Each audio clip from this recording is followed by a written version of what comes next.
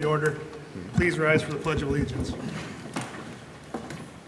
I pledge allegiance to the flag of the United States of America and to the republic for which it stands, one nation under God, indivisible, with liberty and justice for all. Okay, good morning. We have an introduction before we get started this morning. Sheila, can you Thank you. start with that? We'd like to introduce Julie Erickson, our new Health and Human Services Director, and she'll come to the podium and introduce herself. Welcome. Good morning. Good morning. Welcome. They're good. It's a pleasure to be here. This is my first board meeting. I'm sure it will be the first of many, and I'm really looking forward to working with all of you on the commission. Welcome. Thank you. Thank you. Thank you. All right. Consideration of agenda items. Are there any additions or corrections to the agenda?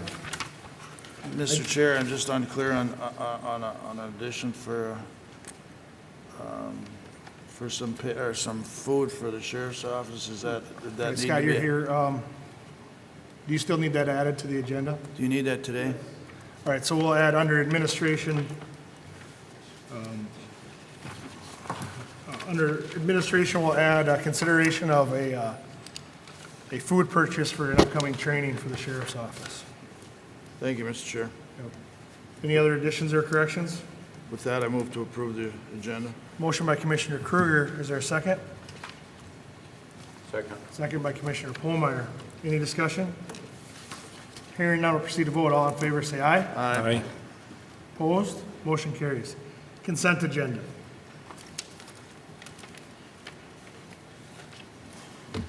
Mr. Chair, I move to approve the consent agenda. Motion by Commissioner Pohlmeyer. Is there a second? Second. Second by Commissioner Wright. Any discussion? Hearing none, we'll proceed to vote. All in favor, say aye. Aye. Opposed? Motion carries. Payment of the bills. Mr. Chairman, I move the payment of the bills. I'll Motion by second it. Commissioner Szymanski, second by Commissioner Kruger for payment of the bills in the amount of $86,986.73. Is there any discussion? Hearing none, we'll proceed to vote. All in favor, say aye. Aye. Opposed? Motion carries. All right. The Auditor Treasurer. Morning, Connie. Good morning. Good morning, everyone. Morning.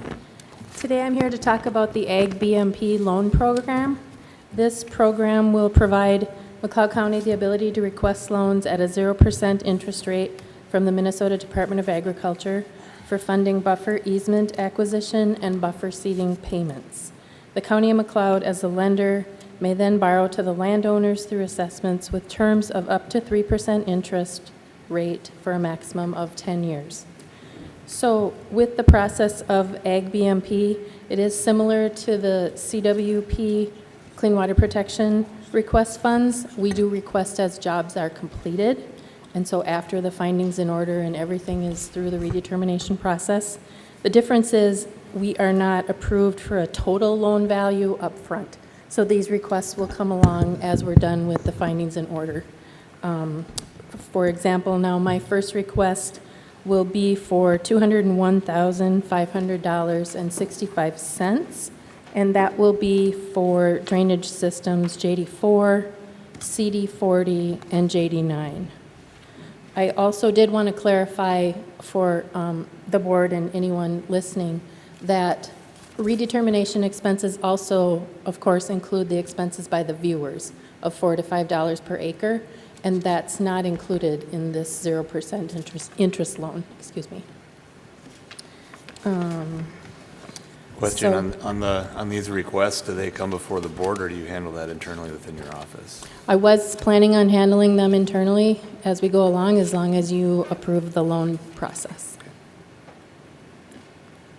The funds are, so we're treating each system as a landowner.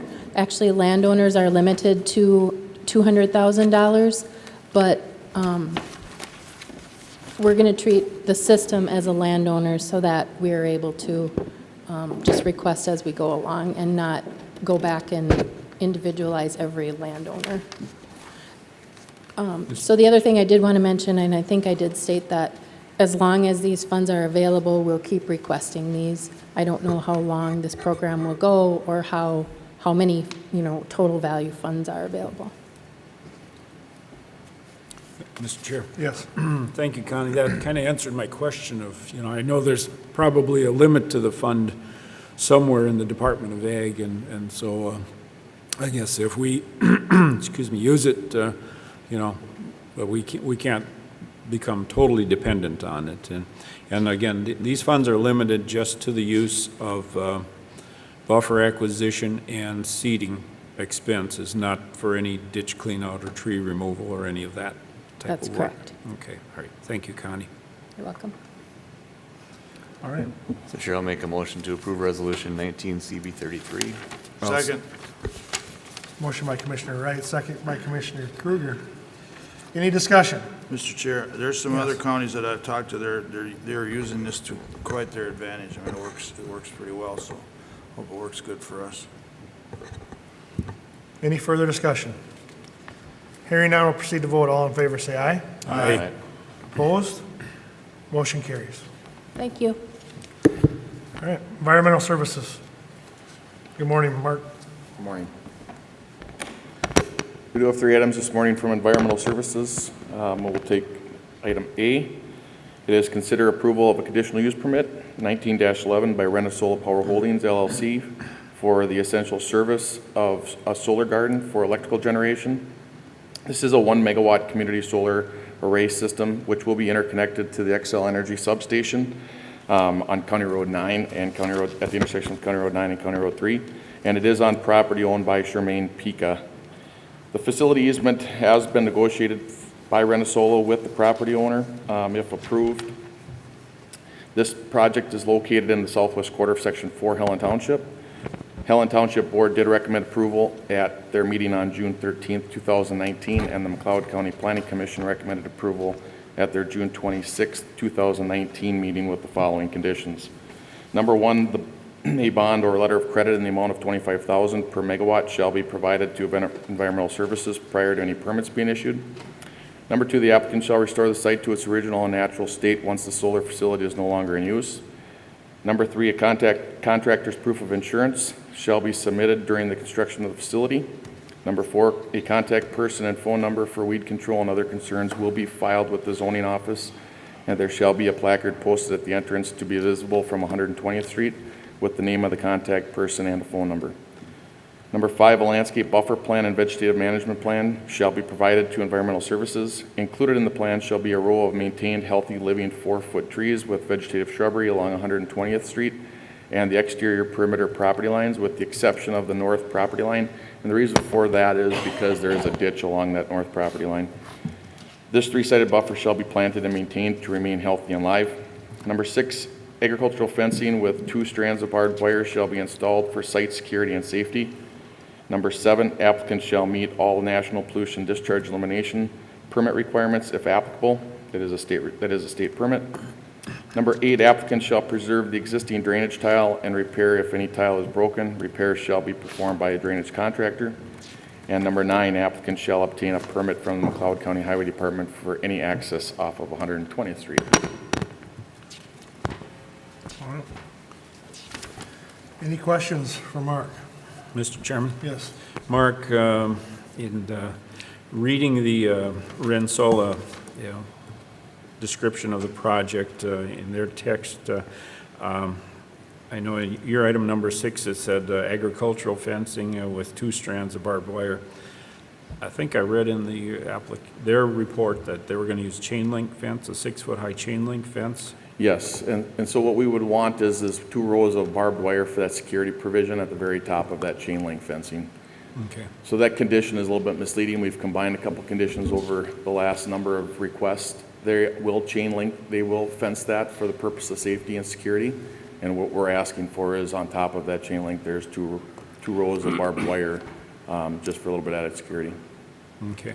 Then if I may refer back to condition number 2, the applicant shall restore the site to its original and natural state once the solar facility is no longer in use. With the applicant, does that responsibility transfer to any successor owners of that facility should the current applicant decide to sell it off or to lease it to someone else. Yeah, I may defer that to legal, but I do believe conditional use stays with the property, so whoever is the owner of the property or project would be responsible for that reclamation. That's correct. Okay, all right, thank you. We've worked hard at being consistent with these, and you feel that we're, Yeah, very much so. I do appreciate the time of the planning commission and the applicants. Cindy Larson O'Neill's here with Renner Solar right now if we do have questions for her, but it has been very consistent with the last number of projects we have. That is the goal. Obviously, every site's a little bit different, but we're doing our best to make sure that we mitigate those for the public and for surrounding landowners. all right, with these types of issues, we often open it up to the public to see if there's any questions or concerns for the zoning office or the board. Is there anybody that wish to address the board on this issue? Item A. Mr. Chair, Yes. as long as I don't see anybody jumping up there, I will. I did go to the Helen Town Board, and I have reservations on all these solar gardens, but we have a good staff that's wrote up some pretty good, I don't want to say restrictions, but qualifications, and I hate to get in the way of a willing seller and a willing buyer, so that's where I stand on that. But otherwise, I think we're pretty well covered if something does go wrong to get them back to their original state. So. All right, seeing no members of the public wishing to address the board, what are the wishes of the board? Mr. Chairman, I move to approve the CUP for Rensola Solar Power Holdings on the Pika property. Motion by Commissioner Szymanski, is there a second? I'll second that. Second by Commissioner Pohlmeyer. Any discussion? Hearing none, we'll proceed to vote. All in favor, say aye. Aye. Opposed? Motion carries. So moving on to item B, we do have another request for a solar garden by Renner-Solar. This is just to the south and east of what we just took action on. And so this would be to consider approval of conditional use permit 19-10 by Renner-Solar Power Holdings LLC for the essential service of electrical generation through solar energy of a 1 megawatt community solar garden array system interconnected to Xcel Energy substation, same substation at the intersection of County Road 3 and County Road 9. And this is on property owned by Dennis and Roberta Lilienthal with the following conditions. Number one, a bond or letter of credit in the amount of $25,000 per megawatt shall be provided to the Environmental Service Office prior to any permits being issued. Number two, the applicant shall restore the site to its original and natural state once the solar facility is no longer in use. Number three, contractor's proof of insurance shall be submitted during the construction of the facility. Number four, contact person phone number for weed control and other concerns will be filed with the zoning office, and there shall be a placard posted at the entrance to be visible from 120th Street with the name of the contact person and a phone number.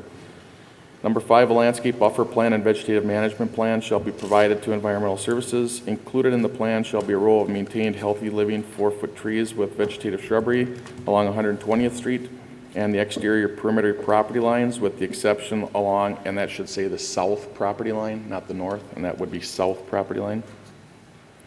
This 3-sided buffer shall be planted and maintained to remain healthy and live. Number six, agricultural fencing with 2 strands of barbed wire shall be installed for site security and safety. Number seven, applicant shall meet all national pollutant discharge elimination system permit requirements if applicable. Number eight, the applicant shall preserve the existing drainage tile and repair if any tile is broken. Repair shall be performed by a drainage contractor. Number nine, the applicant shall obtain a permit from the McLeod County Highway Department for any access off 120th Street. And just for clarification on number five, there is a solar garden directly to the west of this request. So with that being said, that solar garden, also a project that was permitted by Renner-Solar. We did not ask for that screening on the south side because it is ag field, and we felt that during the summer months there would be adequate screening there through crops. With that being said, a facility easement of 11.81 acres has been secured by the property owners, from the property owners by Renner-Solar. The property is located in the northeast quarter of Section 10 in Helen Township. Helen Township did recommend approval of this request at their June 13th, 2019 meeting, and the McLeod County Planning Commission recommended approval with the following conditions at their June 26, 2019 meeting. Mark, again, I appreciate the consistency. The only question that I have is regarding, in other permits regarding solar gardens, we reference stray voltage somewhere through there, and unless I'm missing it, I'm not seeing it in either one of this one or the one before. So how are we going to address that, or do you think we don't need to? Yeah, typically we do not do that, so we look through and see where our feedlots are, especially our larger dairy and our hog facilities that typically are the most impacted by that phenomenon, stray voltage. So with that being said, there is no feedlot within a quarter mile, half mile, even a mile of this request that there would be potential impacts of that. The largest one would be directly to the east, which is on County Road 9, which is Engelman's feedlot, and that is a substantial feedlot. Okay. Any questions for Mark on item B from the board? Anyone from the public wish to address the board or the zoning office on item B? Seeing no one from the public, what are the wishes of the board? Mr. Chair, I'd move approval of this item B for the Rensselaer Solar Garden. Motion by Commissioner Polmeyer, is there a second? Second. Second by Commissioner Wright. Any discussion? Hearing none, we'll proceed to vote. All in favor, say aye. Aye. Opposed? Motion carries. Mr. Chairman? Yes. While we have the representative from Renzola here, may I ask a question about future developments anticipated in McLeod County? Sounds like a good idea. Hi, we have one more, I'm sorry, I'm Cindy Larson O'Neill. Thanks for your time today. You're doing great with the mics, so you have to. Okay. We have one other project that's in the pipeline in Lester Prairie that we've been working with Mark on. And we did have a meeting with Winstead Township a couple nights ago. Sorry, it was last week. And they were not supportive. We have done another project in Winstead Township. It's called Winstead Solar, but it's on the Patty Carroll's property. It's a 3 megawatt. And by the way, we're having a ribbon cutting on that property tomorrow. So I'd like to extend a personal invitation to everybody. If they would like to learn about solar or come see the garden or ask any questions, that would be open to the public. And we have sent information to the county about that.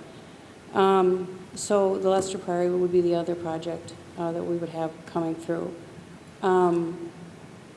We have other projects scattered around Minnesota, and this last group of projects are all just 1 megawatt projects because of the change in the Excel program. So they've gone through these larger megawatt projects to these singular megawatt projects. And that's all we have in the pipeline at this point. Okay. All right. Thank you for that information. Yeah. Item C, Mark. Item C is to consider approval of conditional use permit 19-09 by Cindy Novak-Ardolf, property owner, and Nicholas Beitart, business partner, for the purpose of an indoor dog kennel for boarding purposes in an existing accessory structure with outdoor runs and a dog park exercise area with the following conditions. Number one, the maximum number of dogs on site at any given time shall be 25, of which 17 will be boarded or allowed as overnight guests, and 8 daytime dogs. Number two, an annual inspection shall be submitted to the McLeod County Environmental Services Department by a licensed veterinarian. Number three, an annual veterinarian log shall be submitted to the McLeod County Environmental Services Office within 7 business days upon request. Number four, animal waste shall be collected and disposed of as indicated per the operation plan submitted by the applicant.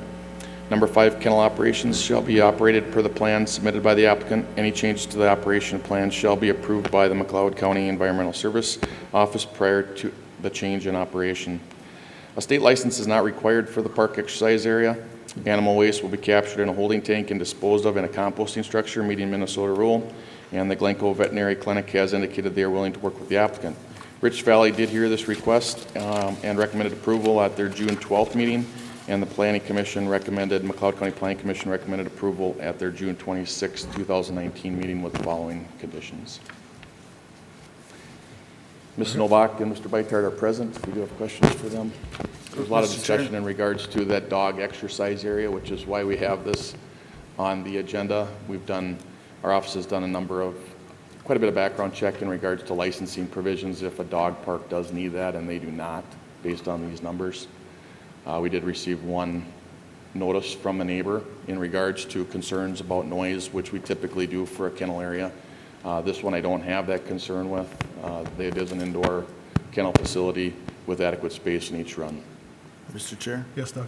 The only question, it all looks fairly well to me, but I don't understand why 25 dogs in the daytime. only 7, is that just all they wanted to have, or why is there a restriction for nighttime dogs? There's a lot of discussion with that in regards to that dog park. So it's similar to a city. Dog parks are not really overnight boarded guests. They're just brought there to exercise. And what the applicants had asked for is they have 14 available spaces for overnight guests. She has 3 dogs herself that would be on location, and then they're asking for an additional 8 that could be brought there just to exercise in their fenced area. Mr. Chair. Yes. Mark, this would be classified as a home occupation, then, in This is actually classified as a kennel. just as a kennel? Yep. Okay. They happen to live there, but kennels are a conditional use permit in the Ag District. Okay, all right, thank you. All right, any other questions? Mr. Chair, I do have a comment, I guess. Between wishing I'd have got into the dog food business, this is probably second. I mean, everybody's got dogs, including my own kids, and I'm ending up taking care of them, so I actually think there's probably a need for a well-run kennel, so my opinion, thank you. All right. Anything else? Mr. Chair. Yes. I'll relate, as sitting on the Planning Commission, we had a long discussion about the number of dogs, how many, what can happen, what couldn't happen. So this has been run up and down the flagpole a few times as far as numbers and sounds and so forth. And we feel from the Planning Commission that we've come up with a fairly good list of conditions to make this applicable and usable for both the owners and any customers that may come through, and any citizens that live in the area. So, and these are, from what I understood from Mark when we were going through this process, there's not a lot of guidelines as far as how these kennels or dog parks should or should not be operated. So I think we've come up with some pretty good guidelines for a start, and gives latitude for everyone to be successful. With that, I'll move the approval of this permit. Seconded, please. Motion by Commissioner Polmeyer, second by Commissioner Szymanski. Any discussion? Hearing none, we'll proceed to vote. All in favor, say aye. Aye. Opposed? Motion carries. Thank you. And if I may, the solar request that we have on there, just for the board's information, the state did put together those 2 meetings that we had in regards to siting requirements. So these solar projects, even if they don't see a lot of contention at the Planning Commission, we like to bring these forward to the normal agenda, regular agenda item, just for your guys' continued education on that. The state, I think, is stepping up. They're really working on that whole component of prime farmland. That prime farmland definition is an NRCS definition, and it's a little bit antiquated. They don't take into consideration the size of the fields that's being taken up. So we'll see in the coming months here if there is a direction from the state in regards to if they would like to stay with these smaller projects or go to a larger project and then just only having to mitigate the one. So I just wanted to give that to you for your reference. I know we didn't have people here in regards to either of these. The one next month is in a high visible area off of Highway 7, so we'll see what the turnout is for that. Okay. Thank you. Thank you. Thanks, Mark. All right. Court services. I thought I saw Karen Karen here. is in the corner there. Oh, She's in the back. morning, Karen.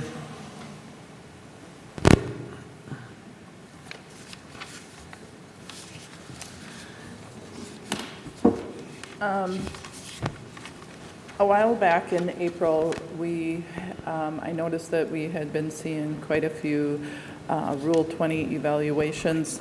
Hold on, yeah. Pull the mic as close as you can. It's hard to hear today. Okay. There you go. Rule 20 evaluations ordered in our juvenile area, and that is a cost to the county. The adult ones are paid for by the state of Minnesota. And we have a roster of evaluators on the adult one that we use, and we typically use some of the same evaluators on our juvenile ones. And I had received a bill, and I noticed that they were charging at a higher rate than what the state has that we pay for evaluations. And so I had inquired with the doctor as to why they would be charging the county more than they charge the state. And with that discussion came about the proposed professional service agreement, because it would save the county, on that particular evaluation, it was about $300 difference. So the evaluator said she would be willing to see if the county would want to enter into a service agreement for doing these juvenile Rule 20 evaluations. And this is what has been presented and before you today.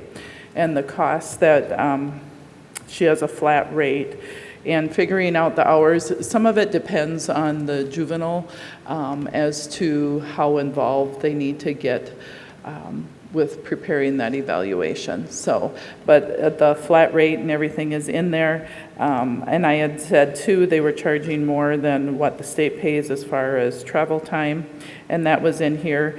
And also, if you have a copy of it, under number 3, payment for services, the III section, they were indicating that $135 for travel time if they have to come and testify. I did shoot an email off to this evaluator, and I have not heard back, and I asked that it be set at the $90 an hour, the same as for anything else. So I don't know if we can proceed forward with, if you're looking to approve it, I would like to hear back if she would do that and be consistent across the board. We ought to table it then until we get the additional info. And just so the board is aware, a Rule 20 is to determine whether the person was competent at the time of the offense so as to be responsible for what they did, or is competent now so as to be able to assist in their defense and to be able to stand trial. That's what Rule 20 means. Well, if you have some more questions and more info to get us, I think we'll table it and have you bring it back. Do you think 2 weeks is enough to answer those questions? Yeah, I'm sure I'll hear back from her within the week and stuff, but when I was reading through it a second time, I saw that, and I think that should be consistent, and I'll see what she has to say about that, but. Okay, all right, we're looking for a motion to table until our next meeting. Move to table. Second. Motion by Commissioner Wright, second by Commissioner Kruger. All in favor? Aye. Aye. Opposed? And I'll Motion just get carries. a time on the next agenda then. Okay, thank you. Sam, don't sit down, man. Or do you need a couple minutes? Okay. Morning, everybody. Good morning. I wanted to give you guys a quick update on your government center project. Right now, we went through your guys' next couple board meetings, and the way that they line up, we were a little more. What does that mean? We're not sure. So. We're a little more. The way we had it was a CD set of plans were finished up by ISG on Friday, and we got those we have those in our possession. We're going to go through and review them. With how we were going to do the final estimate, the CD estimate we call it, the plans were so close to what we're going to have today that we kind of did a DD/CD estimate to combine everything together to give you guys a really good update as to where we're at. And by doing that, it gives us a 2-week window that we're going to stay ahead of the game instead of waiting for your guys' next board update to do this. So with doing that, when I went through the numbers, they actually, the numbers from mirror themselves pretty close from the last 2 DD estimates that we presented and talked about. And at the end of the day, your construction budget's about 10.2 million, which is right where we were kind of projecting from the last handful of meetings we had.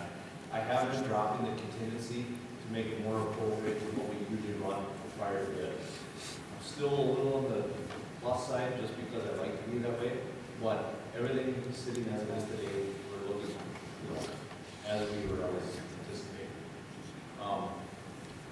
The plans we're going to go through and do a quick, I don't know, I never quite set this out to you guys, quick update on how I got to where we're at, is that by giving you guys, talking about this today, we're gonna have the next 2 weeks for just plan review. That's become kind of a, it's very unique nowadays, because it's usually just a rush. But the way that these board meetings are gonna set up for approval, it's gonna allow us for that 2 weeks, which is gonna be very beneficial. It gives a couple of the people in Kennedy's office the time to go through these plans, come up with any things that, kind of gives you questions. It gives ISG an opportunity to adjust and or make any changes to those plans before we send them out to contractors. And it should, at the end of the day, should make any addendums, if there are any, significantly smaller than what they would be if we were going out tomorrow. That will only benefit the county. There's no negative items of having a review period that we're going to have. We used to be able to do this a lot more, but in the last handful of years, it's become much less important. The opportunity just isn't there anymore. So that's what we're going to do the next 2 weeks. And depending on how this update goes, if everyone is good and comfortable as the board, I'd like to ask for approval to proceed with an ad for bid in the paper, which would run the first week would be the 31st of July. That is to run 3 consecutive weeks, and the state statute has a week from the last publication before a bid. So a quick idea of what that means for you guys, would that be the 31st would be your first publication. It'll run the 31st, the 7th, the 14th, and our bid date will be the 22nd of August. When that day comes, we'll do the bid qualifier like we do on every job, make sure every responsible low bidder is who they are, and that we're comfortable proceeding with the numbers that they presented. And then that will give me a week and a half to do that. And on September 3rd, I will be back here in front of you guys, presenting those numbers and having a final construction budget ready if you guys are willing to receive the contracts. So that's what the next 2 months will look like. Mr. Chair? Yep.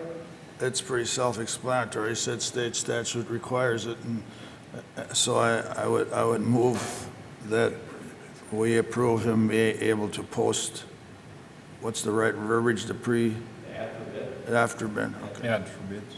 Yep, there's 2 different statutes we look at. One's two weeks with a 4-day period, and then if you actually get day deeper, there's a 3 and a 7-day after. So we go with, you can get by with the other one, but without having any issues, you just follow both and you're fine. It's always done.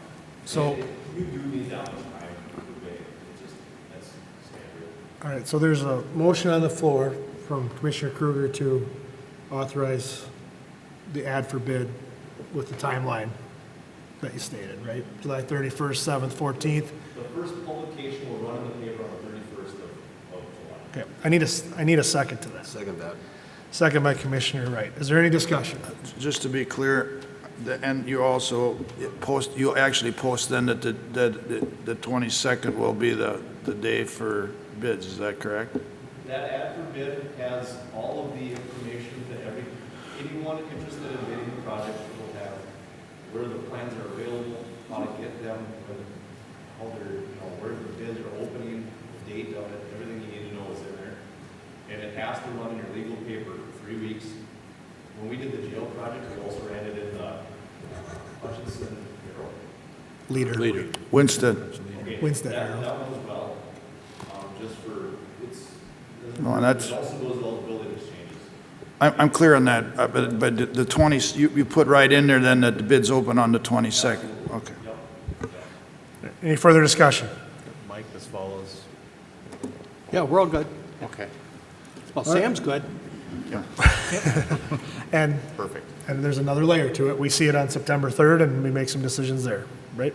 Yep. Yep. Your official, approval contracts, although anything with the project actually doesn't occur until the 3rd. Yep. Your motion doesn't really solidify anything moving ahead right now. Okay.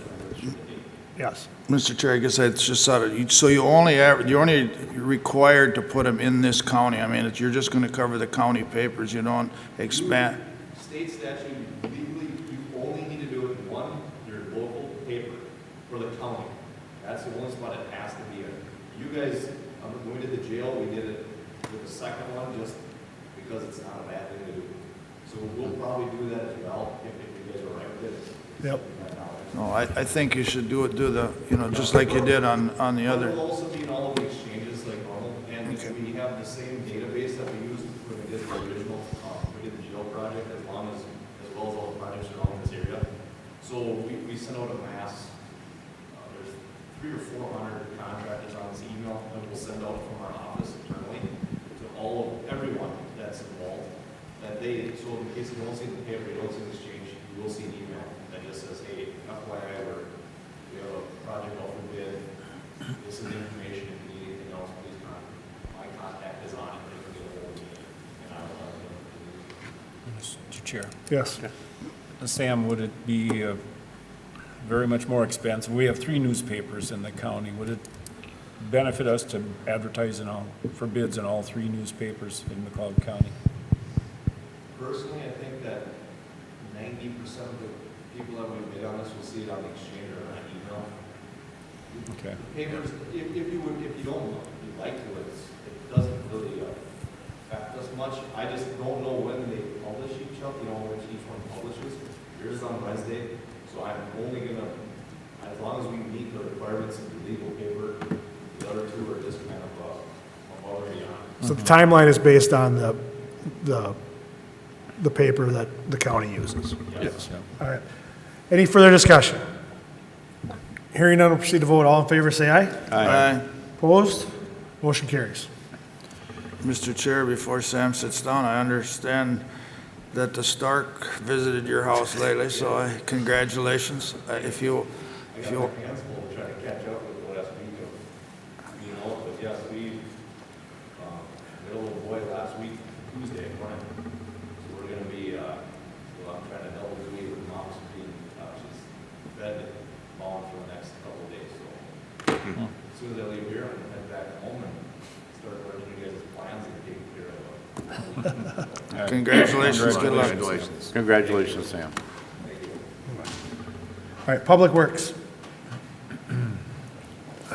Morning, John. This item was tabled from our last meeting. We had some questions, so hopefully we can get those answered. Sure. So we need, I need to consider an amendment for the contract from Evergreen Land Services. They're out of Richland, Minnesota. They did the right-of-way acquisition associated with our SP 43-615-13. That's our County State Highway 15 Winstead project. The final amount that they have on that project is $28,028.80. You guys approved the contract not to exceed of $25,200 back on April 17th of 2018.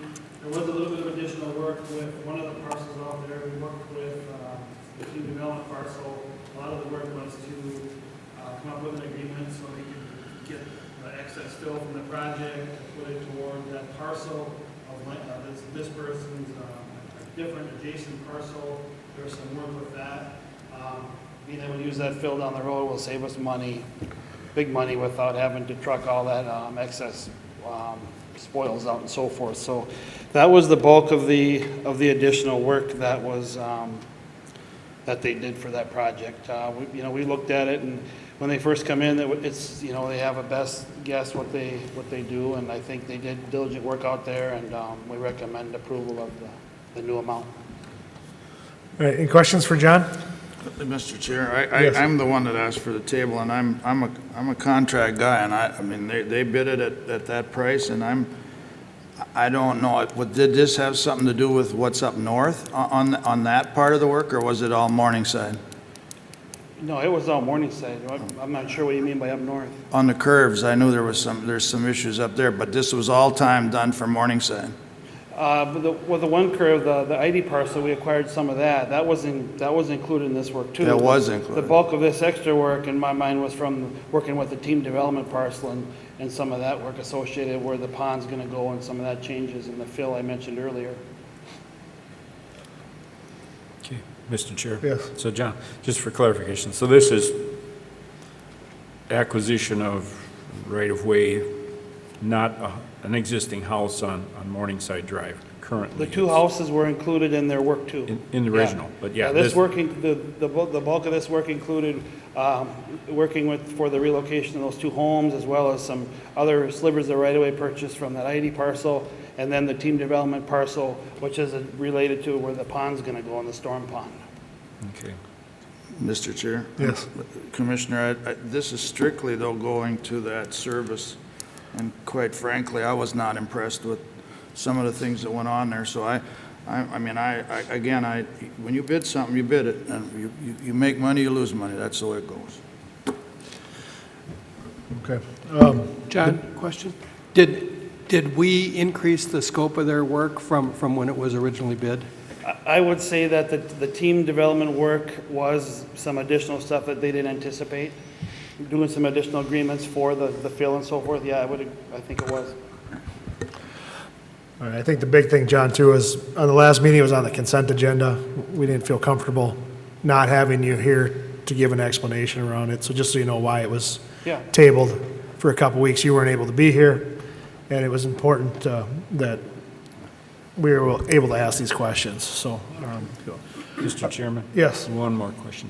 John, the expense, are we sharing this expense with the city of Glencoe as well? Correct. This would be included in the 50/50.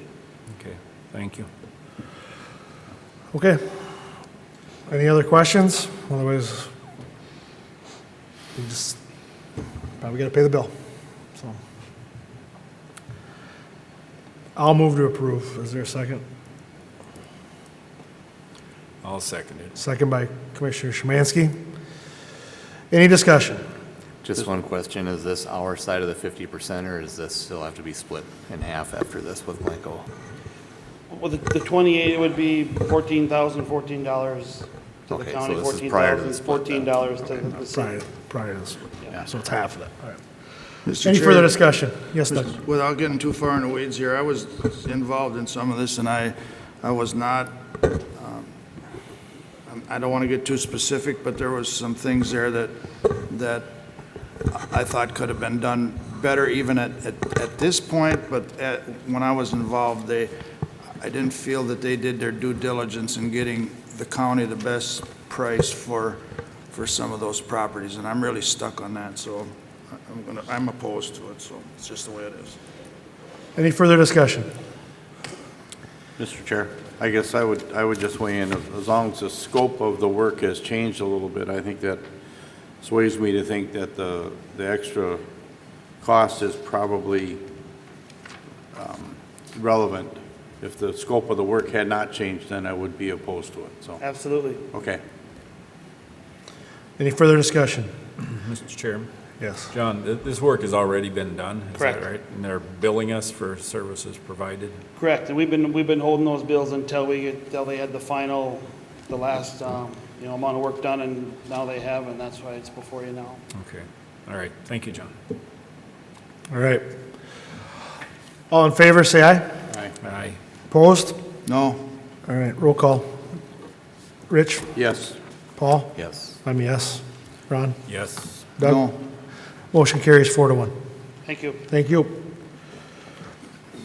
All right, county administration review of our calendars. Rich? Yeah, the last 2 weeks have been very busy weeks for me personally, but county government, I was attended the safety meeting last Tuesday. Beyond that, I guess I've been playing umpire an awful lot lately, so that's pretty much the extent of my county work outside of personal phone calls and contacts with clients, so there we go. Okay, a couple meetings to report in on. We had a Fair Commission meeting. I guess just kind of a meeting on general maintenance for the summer, and of course some wrap-up items getting ready for county fair that are related to that commission's duties. Murph, we had a meeting with all of the municipalities that have organic sites and a discussion on how we can kind of work together in terms of organics and recycling program sites down the road to try and gain some efficiencies and stretch dollars as far as possible. Judicial Ditch 18, this is a group that's going to be meeting quite often, and we have been meeting a lot for the last couple of years. but it is a 15-mile-long ditch shared with Sibley County. Lots of water damage has been happening there. We've got nearly $500,000 worth of work that needs to be done just to repair the system, and that's after it was it's seeing continual repairs. And so there's going to be a lot of discussion, a lot of meetings upcoming as to how to handle that, and possibly putting more ditch systems together with that to make more sense of administratively, and also to share the financial burden. Yesterday, Budget Committee, as we looked at budgets, how they're going for the year, and of course in September we have to set a preliminary levy. All right, thank you. After the last meeting, Commissioner Kruger and I met with the committee responsible for reviewing the applications for the county administrator. We continue to review those, and the plan is to pare those down to to a number of 3 or 4 that will be interviewed by the complete board later, sometime in August. I forget the timeline that we laid out. Fair Commission, that was already covered. Fairgrounds have been very busy lately, and will continue to be all the way through the fair with the Orange Spectacular coming. And so I want to thank the staff in advance for the work that they're going to have to do, and we'll go through that. Had a finance committee for the CHS board where we reviewed some contracts, and then had our full CHS meeting afterwards. Commissioner Szymanski and I attended.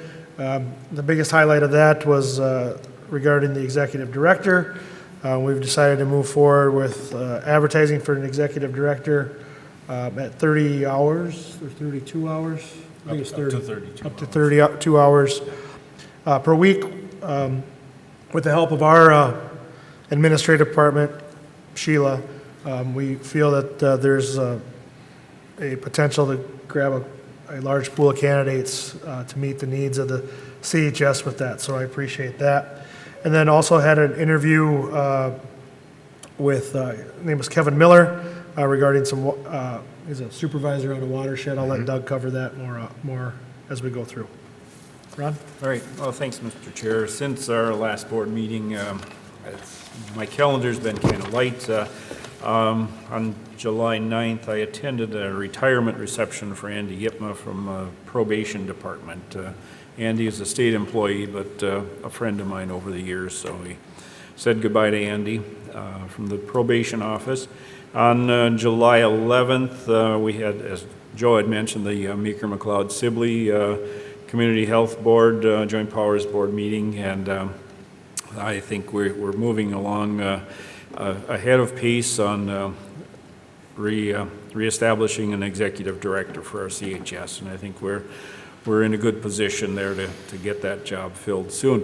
And then the afternoon of July 11th, we had the Meeker Sibley Trailblazer Health Insurance Committee Joint Powers Board meeting, reviewed finances, and looked at plan specs for 2020.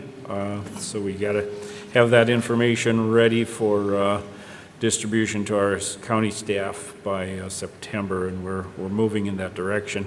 We'll see an agenda item later in the county administration. We've got to add some funding to the reserves to keep the plan solvent. We've been having some high claims, and we need to just keep the plan moving ahead. So we'll continue to work on that. And that is it, Mr. Chair. All right, Doug?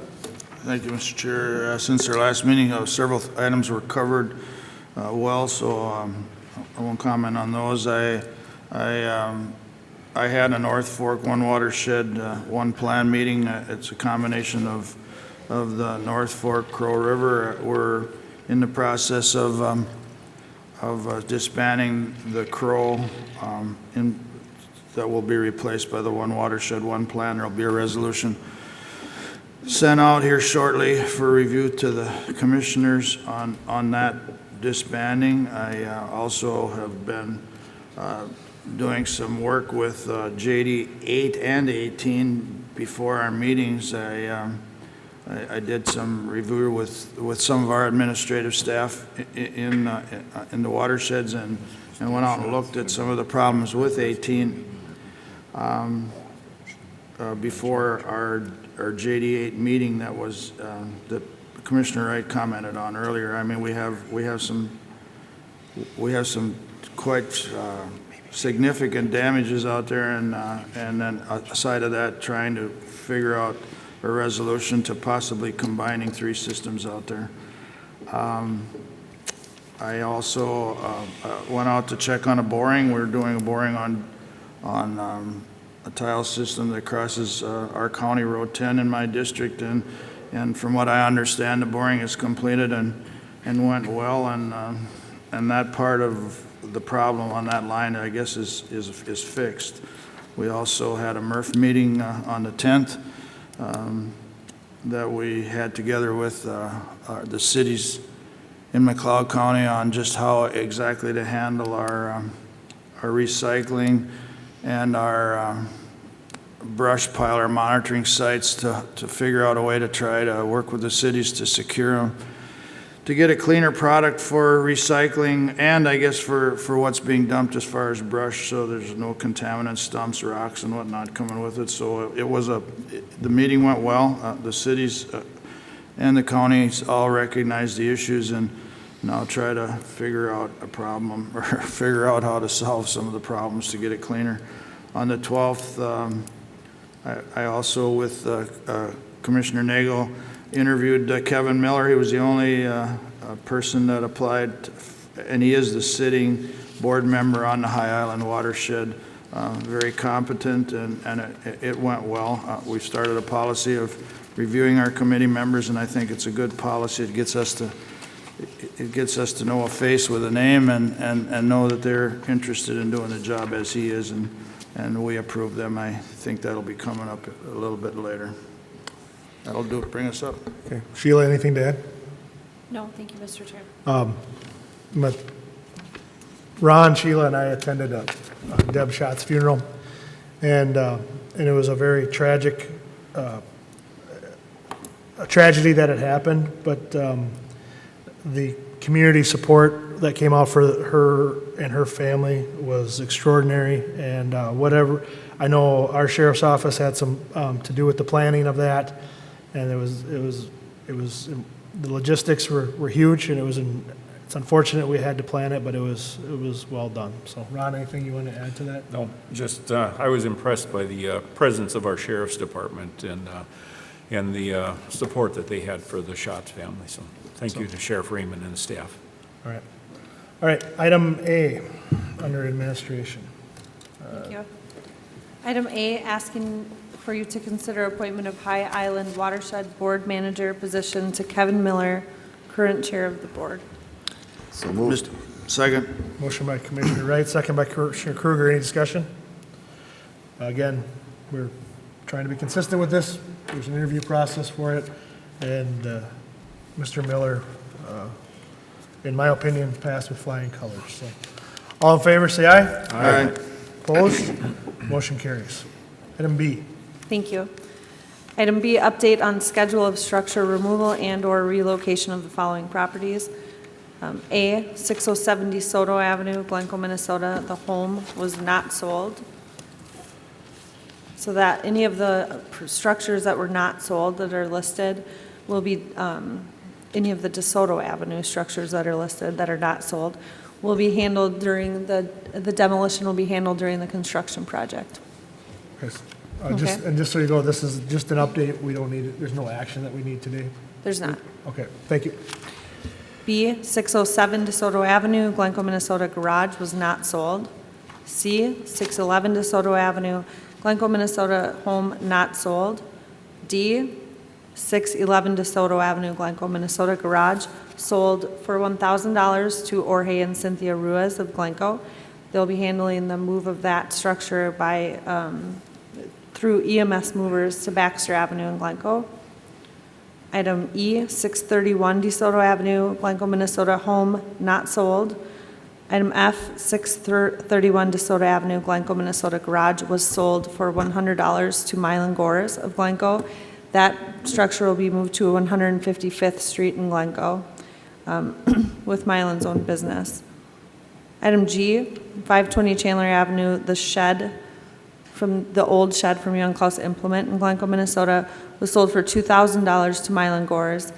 That will also be moved to 155th Street in Glencoe. Item H, 1214 Morningside Avenue, Glencoe, Minnesota, was sold for $100 to Christopher and Amy Liskey. They will be moving that structure to Henderson through a moving company. And item I, 1210 Morningside Avenue, Glencoe, Minnesota, was not sold. And that will be handled separately from the Morningside Avenue construction project, part of 1214, I believe. John, do you have anything to add with that? Yeah, I assume that the home that didn't sell on Morningside, we would handle that separately, separate from the Morningside project, but also separate from the government center-related homes and stuff. Thank you. All right, thanks. John, I do have one question on that, as long as Mike, we're all here. No, we're not able to give that away, are we? I mean, is that in the realm of possibilities of if somebody actually wants it, just to get it out of there? Does it have to go for $1? I mean, is that the clean way to do it? I mean, I've had a couple calls on it. Well, you're prohibited from giving away county property, but if you take 50 cents for it, that's fine with me. Okay. The real issue is it's going to cost us money to get rid of it. So if somebody wants to take it and bear the cost of moving it, then God bless them. But within that, I mean, you know, it's easy to take $1 for it from somebody that might hurt themselves or whatever. I mean, there's got to be a little bit more paperwork with that than just taking $1, or is there not? Well, and the board has to approve any disposal of county property, so it has to come back before you. But There if was anybody no has an interest, minimum bid. contact Sheila and we can deal with it. And there was no minimum bid on the property. The property at 1210 Morningside, the reason that even moving companies decided not to buy it is just because of the way that the structure is set on the property. It would not move well, so. Okay, Thank you. Thanks, John. all right. Item C, Sheila. C, asking for you to consider approval of the Personnel Committee recommendation for a temporary increase in hours for a health educator from Public Health, from 64 hours per pay period with flexibility to work up to 80 hours per pay period between the months of July and September 2019. The increase in hours is requested to accommodate the additional duties required for the community health assessment and community health improvement plan process. To give you a little more information, I believe Joe and Ron may be able to chime in here, but this would normally be handled with our CHS director. For the portion of McLeod County, obviously they do not have a director right now. McLeod County is still responsible to fulfill those responsibilities, so we will be using our public health educator to do that. I think that's about as good as you can put it. It's a temporary deal till we figure out the director's position. Whether it stays at that 80 hours, I hope not, but we'll have to figure out where that goes. So, Ron, anything? Mr. Chair, just a question. Does this affect our budget?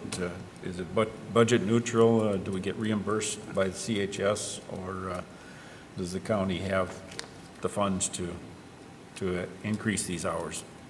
I believe since it's McLeod County's portion that we would have had to budget for it anyhow, that we would have been paying it through the CHS. Is that accurate, Joe? Yeah, my impression of it is, is that it become, it's a CHS function.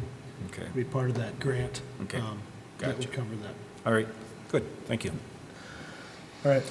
Do we need a move to approve that? Yes, please. Change of hours? All right. Motion by Commissioner Szymanski. Is there a second? Second. Second by Commissioner Wright. Any discussion? Hearing none, proceed to vote. All in favor, say aye. Aye. Opposed? Motion carries. Item D.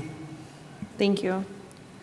There's somewhat of an issue with the way that I have this listed on the agenda, just to be direct.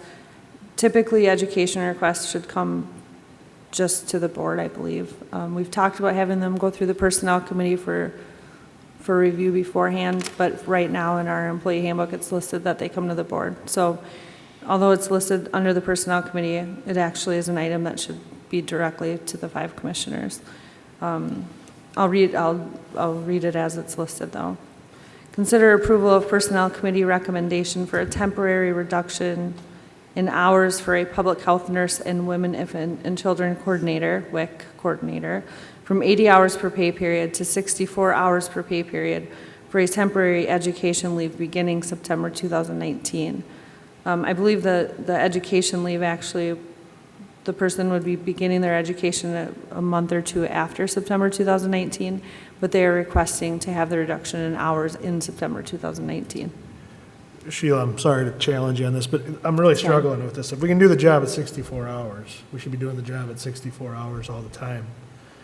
And certainly if we would approve this, I would hope that the board would agree with me that we should approve it that at 64 hours. That doesn't mean it's going back to 80 when school's over. But maybe this should go back to the Personnel Committee. I appreciate what you had to say, but it might be easier for them to vet this through a little bit and come back with some more information for the board. That's my 2 cents on it. I don't know what anybody else thinks. Mr. Chair? Yeah. I guess I would make a motion to table this, send it to the Personnel Committee for more info, and bring it back to the board after the Personnel Committee has been able to go through this and figure out where we need to be on this program. Motion by Commissioner Polmeyer, second by Commissioner Wright to table. All in favor, say aye. Aye. Opposed? Motion carries. And that's with, going back to the Personnel Committee, Liz. Thank Okay. you. Yep. Item E. Item E, consider approval of payment for $158,790 to McLeod Sibley Trailblazer Joint Health Insurance Pool to cover the shortfall in the pool with funds from the Health Insurance Liability Account General Fund. Funds in this account have already been accumulated to cover this cost. The authorization is a permanent transfer. Contribution from Sibley County in the amount of $103,980 is expected, and from Trailblazer in the amount of $37,230 is expected, for a total pool amount of $300,000. So this is another cash infusion into our 2019 self-insured health insurance pool. Another request for that. I do have one question. Sure. We don't say anything about Wright County in here. Why is that? It's Trailblazer, it's not Wright County. It's Trailblazer, not Wright County. Commissioner, so But I mean, we allude to Sibley and McLeod County, so I just noticed it right now, or I'd ask it sooner. So to respond, the Trailblazer is covered in our insurance pool, but it's not Wright County employees, it's Trailblazer employees. Wright County just participates in Trailblazer. Correct, but Sibley County is, I mean, we're a joint powers board. Why aren't they liable also for part of this? And might be a mute question. No, I think you got it, but you're just missing that the Sibley County employees are part of it and the Trailblazer. Okay, employees. gotcha. All right. Thank you, the light went on. All right. That's all right. Thank you. All right, Mr. Chairman, I would Yes. move to approve the payment of $158,790 to our joint health insurance pool. motion by Commissioner Szymanski, is there a second? I'll second. Second by Commissioner Polmeyer, any discussion? And we're looking at all options moving forward, correct? Yes. Yep. Yes, we did receive some of our quotes last week to review. We're looking at fully funded and self-insured options for 2020, just as we did for 2019, and with several carriers. Good, Mr. Chair? yes. I guess just in due diligence, for anybody that's watching these things, it's the problem with the healthcare system that we're having to do this. I don't see it's not like we have a choice in whether we're going to spend the money or not. We needed to make ourselves whole, so it is what it is. Any further discussion? Mr. Chair, just a point of information, this is the second infusion that we've had to do in the plan this year, and should we change our method of insuring our employees next year, if we went to a fully funded plan, or Sheila, what's the terminology, where we're not self-insured? Right, fully funded. We still have a run out of claims from this year that we would still be liable for, so. And just to add to Commissioner Szymanski's comment, that would happen at any point, at any year, that if you were to decide to go fully funded, you will always have, if you were self-insured, you'll have the run out from through the next year. All right, very good. Hearing no more discussion, proceed to vote. All in favor, say aye. Aye. Opposed? Motion carries. Thank you. Item F, reminder and notification of a public open house at McLeod County Government Center this afternoon at 520 Chandler Avenue North in Glencoe. The public is invited to come from 4 p.m. to 6 p.m. Please park on the side of the Government Center building. Don't park on the other side of Highway 22. There's not a crosswalk there. We want to keep everyone safe. So there will be some parking signage. All of the public is invited to come and join us. There will be some snacks and virtual reality tours with goggles, and also some storyboards with photos of the concept for the building. All right. Item G, notification of McLeod County Workshop to be held on August 6, 2019, following the county board meeting at the Glencoe City Center. Okay, anything else, Sheila? No, thank you, One more Mr. Chair. thing, Mr. Chair. Yeah, I know. Anything else from Sheila? Okay, go ahead, Mike. The tentative schedule for your final interviews of candidates Thank you. for your administrator position, the plan is that we would have those names to you and the interviews set up for August 6th between 1 and 4 o'clock. That you as a board would interview 3 or 4 final candidates, and that after that, then your schedule of selection is up to you. That will be a public meeting, and it would be intended that we would recess the county board meeting in the morning and then reconvene at 1 o'clock to start the interview process. Okay, thank you. I didn't have that in front of me. So put that on your calendars. Thank you. All right. Sheriff, you want to come up? The Sheriff's Office has a request regarding some, and this is always cumbersome how we have to get this approved, and it's a state auditor's issue, but there's some training that's going on, and they want to provide some snacks to the participants. Why don't you tell us what the training is and then what your request is, please? Sure. The training, it's through the Federal Law Enforcement Training Center. This week there's 2 classes. One is a 3-day class in instructor training, and then on Thursday it's a 1-day class for, I guess, end users. It deals with how to treat gunshot wounds. So whether if it's in a limb, putting on a tourniquet on yourself or on your partner, if you get shot, law enforcement, if you get shot in the chest, dealing with a sucking chest wound, if you will, how to seal that. Also, just bandaging, treating all the various types of gunshot wounds we can potentially receive. Also, there's a practical aspect of moving your partner. If he's shot, how do we get him from the ground to the back of a patrol car safely and effectively? And the class itself is free. At the end of the training, each officer receives a kit, excuse me, that has a couple different types of tourniquets, all the supplies we need to dealing with sucking chest wounds, packaging wounds. If we were to go out and buy that, we would have to be $150 each for each officer, and that comes courtesy of, I guess it's not free, someone has to pay for it, but through the federal government. I'm just asking after the fact that we're able to, since we're sponsoring it, we're able to provide kind of a light breakfast, if you will, in the morning for all those that attend. There's about 60 people that have signed up and are attending this week. Most of them are from Minnesota. We also have out-of-state officers and some tribal. And how many officers from your department are going through this? For all of my road guys, I've required through McLeod County. There's about 30 officers like Hutch, Lester, Winstead, and the sheriff's. And are they getting post credits for this? Yes, that's also post approved. So this is a part of the educational expenses that we're required to give. It makes sense. Yeah, it's a. What's the dollar amount estimate? Yeah, what do you? I mean, my guess estimate, we figured $100 for the 4 days, but if maybe not to exceed like $150, just to make sure that we're okay. Mr. Chair will make a motion not to exceed $200 for the event. Second. Covered. Motion by Commissioner Wright, second by Commissioner Kruger, not to exceed $200. Any discussion? Hearing none, proceed to vote. All in favor, say aye. Aye. Opposed? Motion carries. Thanks, Scott. All right, thank you. All right, open forum. Anyone from the audience wish to address the board? Press relations, any questions?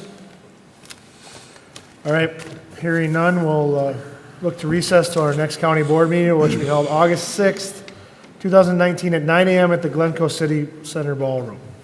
So moved. Second. Motion by Commissioner Polmeyer, second by Commissioner Szymanski. Any discussion? Hearing none, we'll proceed to vote. All in favor, say aye. Aye. Opposed? Motion carries. Thank you, everyone.